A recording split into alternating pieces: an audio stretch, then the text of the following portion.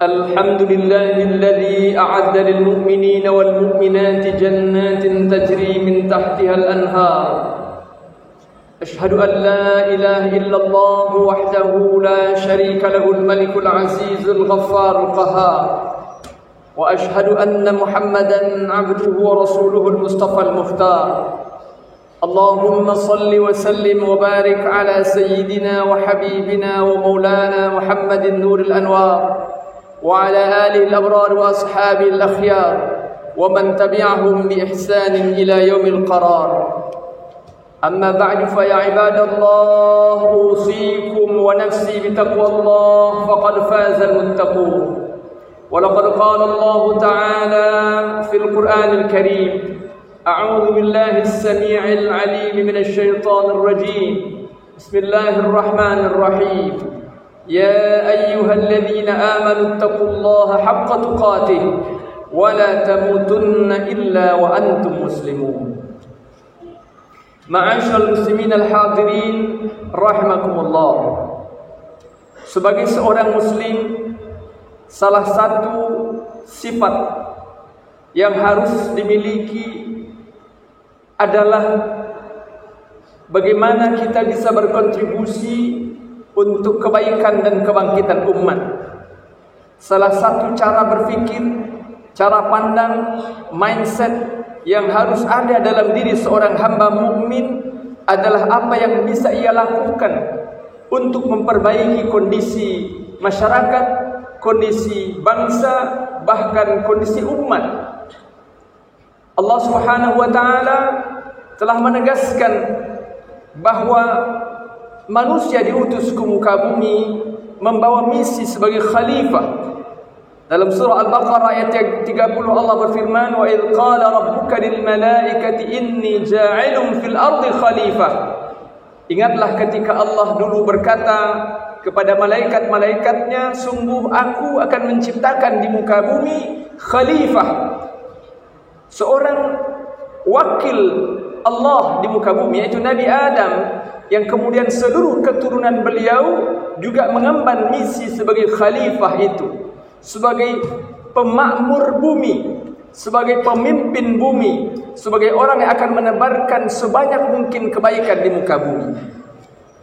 Rasulullah sallallahu alaihi wasallam di dalam hadis beliau juga memberikan isyarat kepada setiap mukmin agar memberikan perhatian terhadap apa yang terjadi di sekitarnya. Rasul bersabda, "Man lam yahtamma bi amril muslimin falaysa minhum."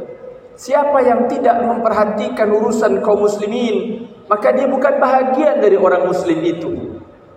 Maka sejatinya seorang muslim tidaklah berfikir hanya tentang dirinya saja. Seorang muslim tidak boleh berfikir hanya tentang bagaimana dia bisa hari ini makan, bagaimana dia bisa punya rumah, bagaimana pekerjaannya, bagaimana penghasilannya, bagaimana keluarganya, hanya urusan pribadinya saja. Tidak. Seorang mukmin Allah hadirkan di muka bumi untuk menebarkan kebaikan.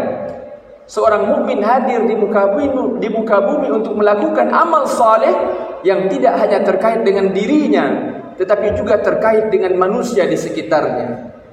Maka karena itu, ma'asyarul muslimin al-hadirin rahimakumullah, harus ada di dalam diri setiap pribadi mukmin itu semangat untuk melakukan amal kebaikan itu secara maksimal. Dimulai pertama sekali dengan islahul fardi, memperbaiki diri. Maka tahapan pertama seorang mukmin untuk berkontribusi terhadap manusia dan kemanusiaan adalah memulai dengan memperbaiki dirinya. Di dalam kitab Nazarat fi Risalat At-Ta'alim disebutkan bahwa ketika seseorang berfikir tentang perbaikan diri, maka setidaknya dia harus berusaha untuk memenuhi 10 kualifikasi. Pertama, salimul aqidah, akidah yang benar, akidah yang bersih, akidah yang selamat dari virus syirik. Yang kedua, sahihul ibadah, ibadah yang benar, Bahawa seorang mukmin itu harus memastikan bahawa ibadah yang dia lakukan haruslah benar sesuai dengan panduan Rasulullah sallallahu alaihi wasallam. Yang ketiga, matinul khuluq. Ketika seseorang memperbaiki dirinya, dia harus pastikan bahawa dia memiliki fokus salah satunya pada perbaikan akhlaknya, agar dia memiliki budi pekerti yang mulia, yang agung, sebagaimana dicontohkan Rasulullah sallallahu alaihi wasallam. Yang keempat, mutsaqqaful fikr. Seorang mukmin itu harus menjadi sosok yang memiliki keluasan wawasan, memiliki pengetahuan, bersungguh-sungguh mencari ilmu. Yang kelima, qawiyul jism. Seorang muslim itu diajarkan agar menjaga kekuatan fisiknya, karena fisik, kesehatan badan merupakan modal yang sangat penting yang harus dijaga, yang dengan itu kemudian kita menjalankan fungsi kehambaan kita depan Allah Subhanahu wa taala. Yang keenam, mujahidun li nafsih. Memperbaiki diri tidak mungkin dilakukan kecuali oleh orang-orang yang bersungguh-sungguh mengendalikan dirinya, memiliki semangat mujahadatun nafs, pengendalian diri. Yang ketujuh, munazzam fi syu'unih, yang mampu mengatur segala urusannya. Yang kedelapan, harisun ala waqtih, yang bersungguh-sungguh dalam menjaga waktunya. Yang kesembilan, qadirun al kasab, yang mampu berusaha, mampu bekerja, tidak menjadi beban bagi orang lain. Kemudian yang ke-10, nafi'un li ghairi, dia harus juga menjadi orang yang selalu berfikir menebarkan kemanfaatan bagi orang lain. Maka inilah bahagian dari frame, dari pola, dari skema seorang mukmin berikhtiar memperbaiki dirinya untuk kemudian melakukan perubahan bagi masyarakatnya, melakukan perubahan bagi bangsanya, berkontribusi untuk kebangkitan umat. Ma'asyar muslimin hadirin rahmakumullah, setelah islahul fardi, memperbaiki diri, maka seorang mukmin kemudian juga harus bersungguh-sungguh melakukan, membangun takwinu baitin muslim, membangun rumah tangga yang islami. Di dalam Islam ditemukan ajaran yang sempurna tentang bagaimana seorang mukmin harus membangun sebuah rumah tangga. Maka kemudian kita baca dalam Al-Quran, ada begitu banyak ayat bicara tentang munakahat, bicara tentang pernikahan, bicara tentang keluarga, bicara tentang rumah tangga dengan seluruh seluk-beluknya. Allah Subhanahu wa taala ingatkan orang-orang beriman, ya ayyuhalladzina amanu qu anfusakum wa ahlikum nara. Ya orang-orang beriman, jaga dirimu dan keluargamu dari api neraka Allah. Artinya Allah mengingatkan agar setiap pribadi mukmin bersungguh-sungguh membangun keluarga, membangun rumah tangga yang islami, yang Allah ridhai, yang padanya kemudian Allah akan turunkan keberkahan. Yang ketiga, setelah islahul fardi, memperbaiki diri, kemudian takwinu baitin muslim, membentuk rumah tangga yang islami, maka seorang pribadi muslim harus bergerak menuju irsyadul mujtama', memandu masyarakat untuk menjadi al-mujtama'ul islami, menjadi masyarakat yang islami, yang menegakkan hukum-hukum Allah secara konsisten di seluruh sisi kehidupan. Allah Subhanahu wa taala ingatkan dalam surah Ar-Ra'd, surat yang ke-13 ayat 11, "Innallaha la yughayyiru ma biqaumin hatta yughayyiru ma bi anfusihim." Sungguh Allah tidak akan merubah nasib suatu kaum sampai mereka sendiri yang merubah apa yang ada pada diri mereka. Kondisi masyarakat kita hari ini, ma'asyil muslimin hadirin rahimakumullah, dengan segudang permasalahannya, masalah akidah, masalah ibadah, masalah akhlak, masalah penegakan hukum, masalah ekonomi, masalah rendahnya mutu dan kualitas pendidikan, masalah kebudayaan yang dijajah oleh bangsa asing dan lain sebagainya. Seluruh permasalahan itu harus menjadi perhatian setiap mukmin, dan kita harus berfikir apa yang bisa kita lakukan untuk memandu, untuk memimpin, untuk mengarahkan masyarakat kita agar menjadi masyarakat yang diridhai oleh Allah Subhanahu wa taala. Allah berjanji, "Walau anna ahlal qura amanu wattaqau lafatahna 'alaihim barakatin minas sama'i wal ard." Andai saja penduduk suatu kaum, andai saja suatu masyarakat terdiri dari orang-orang yang amanu wattaqau, beriman dan bertakwa kepada Allah, la fatahna 'alaihim barakatin minas sama'i wal ard, maka pasti akan kami bukakan untuk mereka, kata Allah, pintu-pintu keberkahan dari langit dan bumi. Bila hari ini kita merasa kehidupan semakin terasa sempit, bila hari ini kita merasa bahwa problematika kehidupan kita semakin banyak, maka ketahuilah salah satu masalah paling mendasar adalah karena adamul imani wat taqwa anil mujtama'. Karena hilangnya ruh keimanan dan ketakwaan di tengah-tengah masyarakat. Masyarakat kita semakin jauh dari masjid, semakin jauh dari Quran, semakin jauh dari agama, semakin jauh dari ulama, dan tidak ada atau sangat sedikit orang yang bersungguh-sungguh untuk ikut berjuang melakukan sesuatu untuk menebarkan perbaikan dan kebaikan itu. Padahal Allah Subhanahu wa taala sudah ingatkan agar orang-orang beriman menjalankan tugas dakwah di tengah-tengah masyarakat. Dalam surah Ali Imran ayat 104 Allah berfirman, "Wal takum minkum ummatun yad'una ilal khair wa ya'muruna bil ma'ruf wa yanhauna 'anil munkar wa ulaika humul muflihun."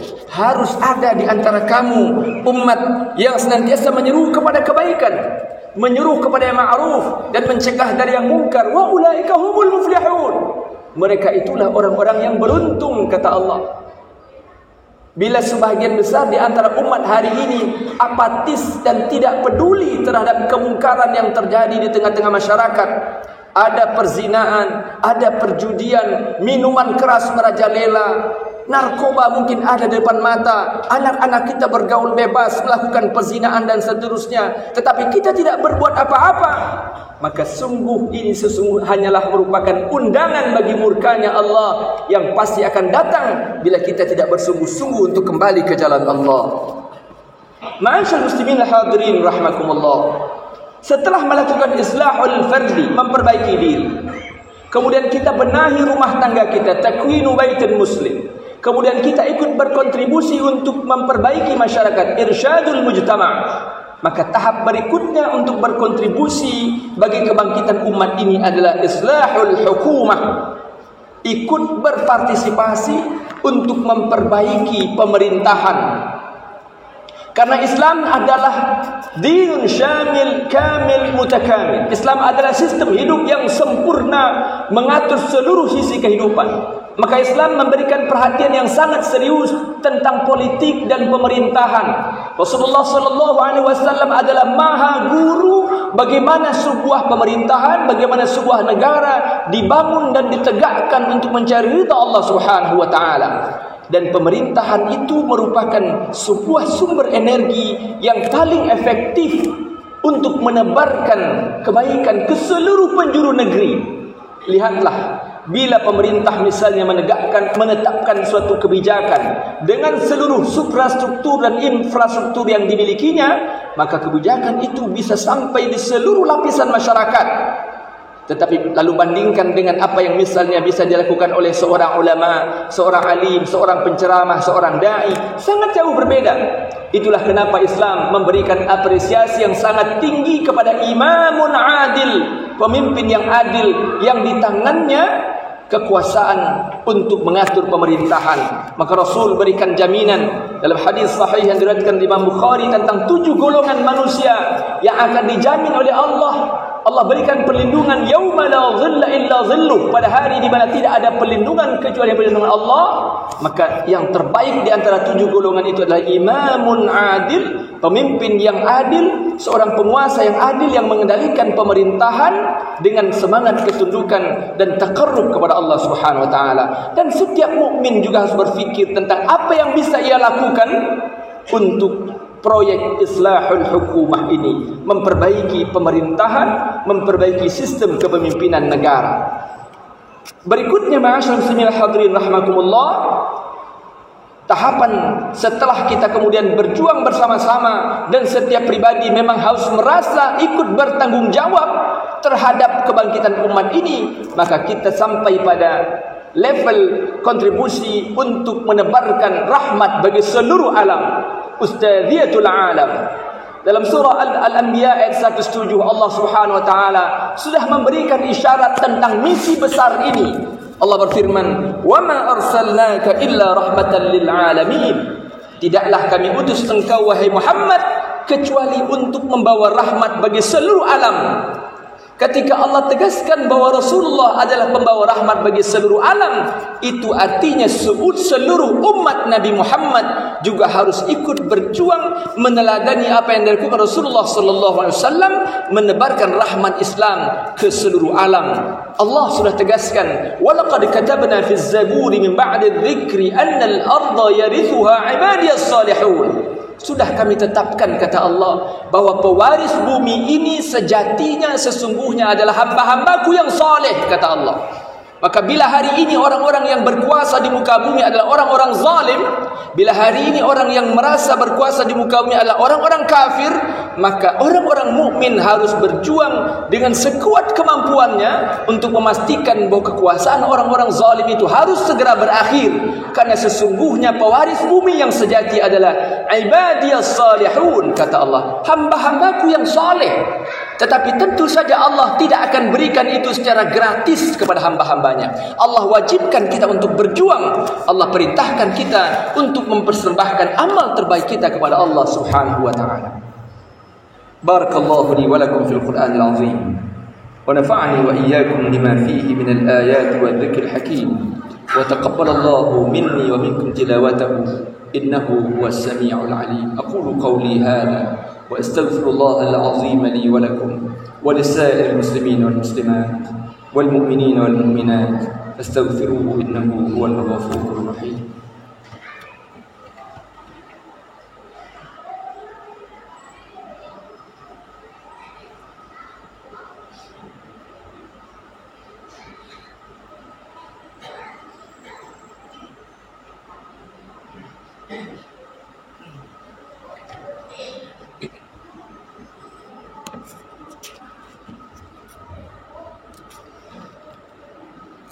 الحمد لله الذي أمرنا بالاتحاد والاعتصام بحبل الله المتين. أشهد أن لا إله إلا الله وحده لا شريك له إياه نعبد وإياه نستعين وأشهد أن محمدا عبده ورسوله المبعوث رحمة للعالمين. اللهم صل وسلم وبارك على سيدنا وحبيبنا ومولانا محمد وعلى آله وصحبه أجمعين. أما بعد فيا عباد الله أوصيكم ونفسي بتقوى الله فقد فاز المتقون. ولقد قال الله تعالى في القرآن الكريم أعوذ بالله السميع العليم من الشيطان الرجيم بسم الله الرحمن الرحيم والعصر إن الإنسان لفي خسر إلا الذين آمنوا وعملوا الصالحات وتواصوا بالحق وتواصوا بالصبر. Setiap mukmin harus terus berusaha mempersembahkan amal terbaiknya kepada Allah, karena itulah komitmen yang kita perjanjikan kepada Allah. Kita ulang berkali-kali setiap hari dalam lafaz iyyaka na'budu wa iyyaka nasta'in. Hanya semata-mata kepada Engkau ya Allah kami beribadah, kami mengabdi, kami tunduk, wa iyyaka nasta'in, dan hanya semata-mata kepada Engkau ya Allah kami minta tolong.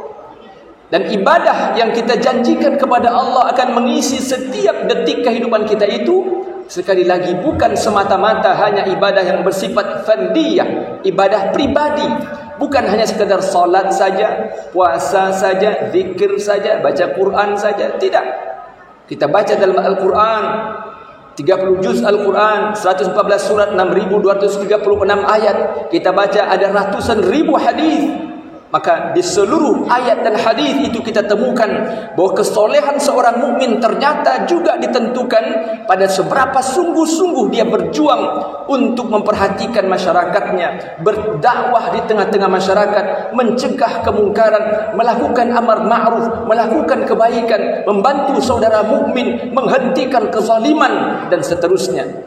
Maka mudah-mudahan pada umur yang masih Allah anugerahkan kepada kita, yang kita tidak pernah tahu kapan umur ini akan berakhir, mudah-mudahan setiap detiknya bisa kita diisi dengan ibadah terbaik kita kepada Allah Subhanahu wa taala, dengan niat yang lurus dan ikhlas, bahwa semua itu kita lakukan semata-mata memang hanya untuk mencari ridha Allah Subhanahu wa taala. Innallaha malaikatahu yusholluna 'alan nabi ya ayyuhalladzina amanu shallu 'alaihi wa sallimu taslima. Allahumma shalli 'ala Muhammad wa ala ali Muhammad كما صليت على إبراهيم وعلى آل إبراهيم وبارك على محمد وعلى آل محمد كما باركت على إبراهيم وعلى آل إبراهيم في العالمين إنك حميد مجيد. اللهم اغفر للمسلمين والمسلمات والمؤمنين والمؤمنات الأحياء منهم والأموات إنك سميع قريب مجيب الدعوات يا قاضي الحاجات.